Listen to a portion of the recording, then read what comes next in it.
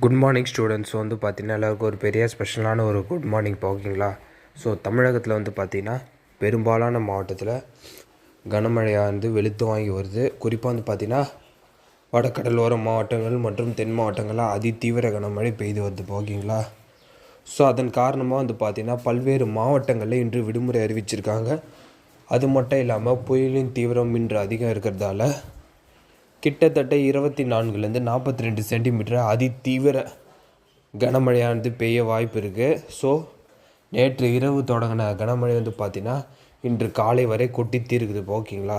So ஸ்டில்னால் வந்து பார்த்திங்கன்னா ஒரு சில மாவட்டங்களுக்கு அந்தந்த மாவட்ட ஆட்சியரை விடுமுறை அறிவிச்சிருக்காங்க.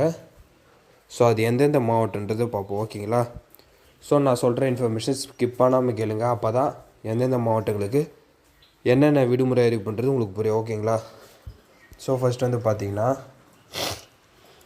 சென்னை, செங்கல்பட்டு, காஞ்சிபுரம், திருவள்ளூர், கடலூர், விழுப்புரம், கள்ளக்குறிச்சி போன்ற மாவட்டங்கள்லாம் வந்து பார்த்திங்கன்னா இன்று விடுமுறை அறிவிச்சிருக்காங்க ஓகேங்களா. ஸோ வந்து பார்த்திங்கன்னா அது மட்டும் இல்லாமல் மயிலாடுதுறையிலையும் இன்று விடுமுறை அறிவிச்சிருக்காங்க ஓகேங்களா. ஸோ அது மட்டும் இல்லாமல் விழுப்புரத்துலேயும் இன்று விடுமுறை அறிவிச்சிருக்காங்க. இப்போ நான் சொன்ன எல்லா மாவட்டமுமே வந்து பார்த்திங்கன்னா பள்ளி மற்றும் கல்லூரிகள் சேர்த்து விடுமுறைப்பா. பள்ளிகளுக்கு மட்டும்லாம் கிடையாது, ஃபுல்லாக பள்ளிகள் அண்ட் கல்லூரிகளுக்கு விடுமுறை சேர்த்து அறிவிச்சிருக்காங்க ஓகேங்களா. ஸோ டோட்டலாக 9 மாவட்டங்களுக்கு விடுமுறை அறிவிச்சிருக்காங்க ஓகேங்களா. ஸோ இதுதான் வந்து பார்த்திங்கன்னா அப்டேட்டுப்பா.